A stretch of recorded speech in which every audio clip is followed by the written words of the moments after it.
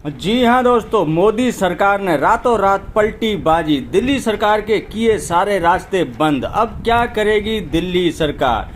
जी हाँ दोस्तों, जैसे कि अगर आप मोदी के फैन हैं, जी हाँ दोस्तों, अगर आप मोदी जी के फैन हैं तो आप जानते होंगे मोदी जी मास्टर स्ट्रोक लगाने में जरा सी भी देर नहीं करते हैं। जी हाँ दोस्तों, मोदी जी रातों रात कमाल कर देते हैं। आपने कई बार ऐसा देखा होगा, सुना होगा कि मोदी जी ने रातों रात बाजी पलट दी है। ऐसा ही मामला अब दिल्ली में देखने को मिल रहा है। मोदी जी ने रातों रात बाजी पलटी, दिल्ली सरकार की नींद उड़ा दी। अब दिल्ली सरकार के पास कोई रास्ता नहीं बचा है। क्या करेगी दिल्ली सरकार? ऐसा क्या किया है मोदी सरकार ने? ये जानने के लिए वीडियो पूरा देखें और चैनल पर अगर आप पहली बार आए हो तो चैनल को सब्सक्राइब करके बेल आइकन जरूर दबा लो, क्योंकि दोस्तों हमारे चैनल पर इसी प्रकार जानकारी से भरपूर वीडियो हमेशा मिलती रहती है। तो चलिए दोस्तों, पहले आपको मैं एक वीडियो दिखाता हूँ जो अरविंद केजरीवाल जी का है, जो मोदी जी के इस फैसले से काफी ज्यादा नाराज है और उन्होंने मोदी जी पे काफी ज्यादा गंभीर आरोप भी लगाए हैं। आइए पहले ये वीडियो देखिए, फिर आपको सारी जानकारी समझ में आ जाएगी।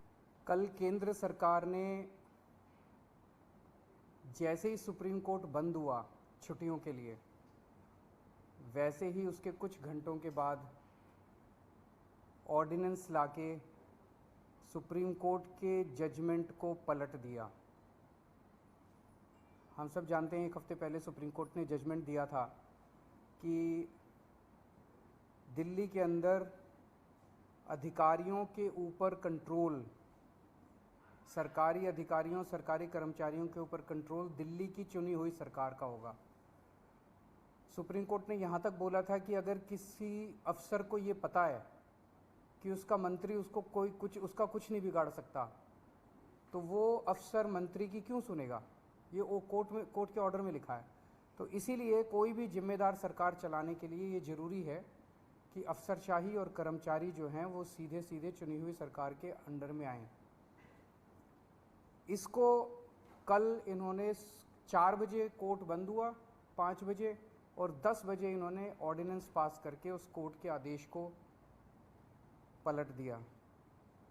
जिस दिन आदेश आया था उसके अगले दिन इन लोगों ने सोच लिया था कि ऑर्डिनेंस लाके इस आदेश को पलटना है, क्योंकि अगर हम सीक्वेंस ऑफ इवेंट्स देखें, जजमेंट आने के और उसको पलटने के बीच में 8 दिन है। पहले 3 दिन सेक्रेटरी सर्विसेज गायब हो गया, उसका फ़ोन ऑफ हो गया। 3 दिन के बाद सेक्रेटरी सर्विसेज निकलते हैं, कहते हैं मैं कोर्ट का ऑर्डर मानने को तैयार हूँ। तो चीफ सेक्रेटरी फिर बीच बीच में गायब हो जाते हैं और सिविल सर्विसेज बोर्ड की मीटिंग होने में 3 दिन लग जाते हैं।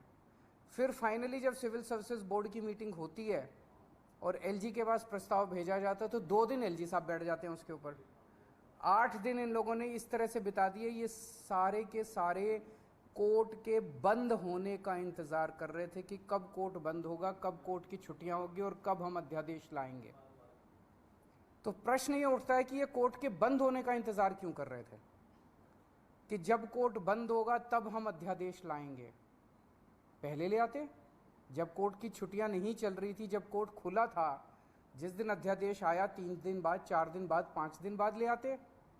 क्योंकि ये अंदर दिल के अंदर जानते हैं कि ये अध्यादेश पूरी तरह से गैर कानूनी, गैर संवैधानिक और जनतंत्र के खिलाफ है।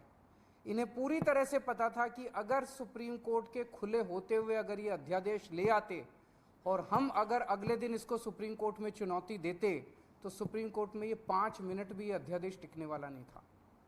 तो ये चाहते थे कि सुप्रीम कोर्ट बंद हो और उसके बाद ये अध्यादेश लेके आए।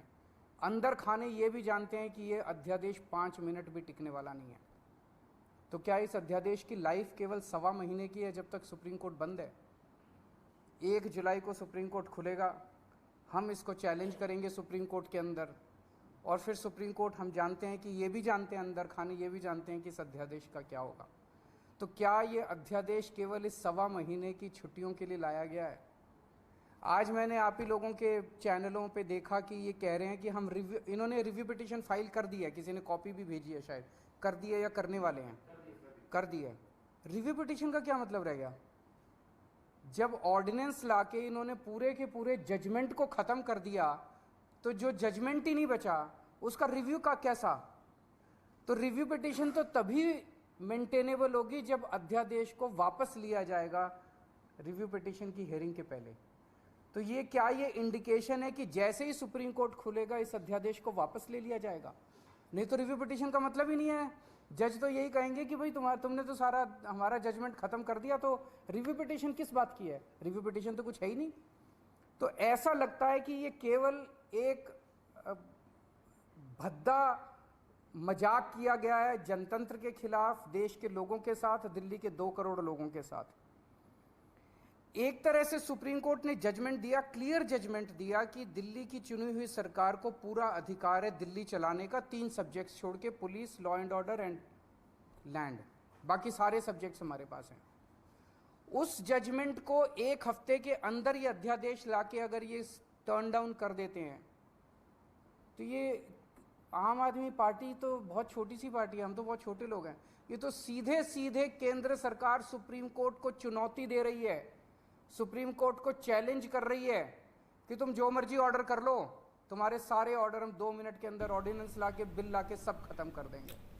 तो देखा दोस्तों आपने, जो सुप्रीम कोर्ट ने फैसला दिया था कि दिल्ली सरकार को अब 3 चीजें छोड़ के बाकी जो पावर है दिल्ली सरकार को दे दी थी, यानी कि लैंड, लॉ एंड ऑर्डर और पुलिस, ये 3 चीज छोड़ के बाकी के सभी मुद्दे जो है वो केजरीवाल को दे दिए थे। लेकिन सुप्रीम कोर्ट के फैसले को मोदी जी ने रातों रात पलट दिया और बाजी पलट गई। दिल्ली सरकार अब बेचैन है, करे तो करे क्या? सुप्रीम कोर्ट की छुट्टियां पड़ गई हैं, अब जो भी फैसला होगा सुप्रीम कोर्ट की छुट्टियों के बाद ही होगा। बस यही थी दोस्तों छोटी सी जानकारी, आशा करता हूं आपको अच्छी लगी होगी। इसी प्रकार की और जानकारी पाने के लिए चैनल को सब्सक्राइब करें। मिलते हैं किसी और जानकारी से भरपूर वीडियो में, तब तक के लिए जय हिंद, वंदे मातरम।